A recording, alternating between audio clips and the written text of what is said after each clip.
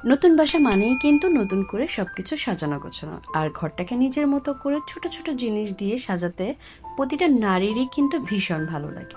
আমার ক্ষেত্রেও তার ব্যতিক্রম নয়। তাই সংসারের জন্য টুকিটাকি কিছু কেনাকাটা করতে চলে এলাম আরাফেলের দোকানে।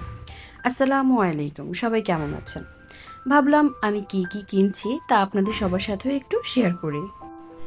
দোকানে ঢোকার পর তো যা দেখি তাই কিনতে ইচ্ছা করে। নারী বলে কথা, সংসারের প্রতি নারীদের অন্যরকম আবেগ কাজ করে।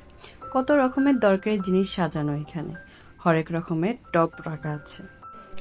এই সেকশন থেকে আমি আমার নতুন বাসার বারান্দাটার জন্য সুন্দর করে সাজানোর জন্য গ্রিন কালারের চমৎকার দুটো হ্যাঙ্গিং টপ কিনে নিলাম। বারান্দার গ্রিলে ঝুলিয়ে রাখলে দেখতে কিন্তু দারুণ লাগবে। এরপর দোকানটা আরো ঘুরে ঘুরে দেখছিলাম। প্লাস্টিকের বাটি, নানা রকমের রঙিন ঢাকনা, কাপড়ের হ্যাঙ্গার থেকে শুরু করে নিত্যদিনের প্রয়োজনীয় কত কি যে আছে এখানে। এক একটা সেকশনে যাচ্ছি আর মনে হচ্ছে সংসারের জন্য এটাও দরকার, ওটাও দরকার। আসলে নারীদের শপিং এ আসলে কোনো না কোনো জিনিস পছন্দ হবেই। এই যেমন এখানে সুন্দর সুন্দর পানির বোতল, জুসের জার আর ফুড কন্টেনারগুলো দেখুন। কালারগুলো কিন্তু বেশ কিউট। নতুন বাসায় ফ্রিজে বা ডাইনিংয়ে গুছিয়ে রাখার জন্য এই বক্সগুলো বেশ কাজে।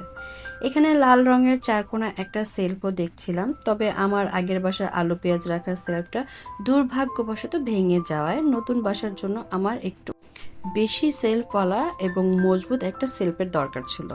তাই এই লালটা বাদ দিয়ে আমি আরও একটু সামনে এগোলাম অন্য অপশন দেখার জন্য।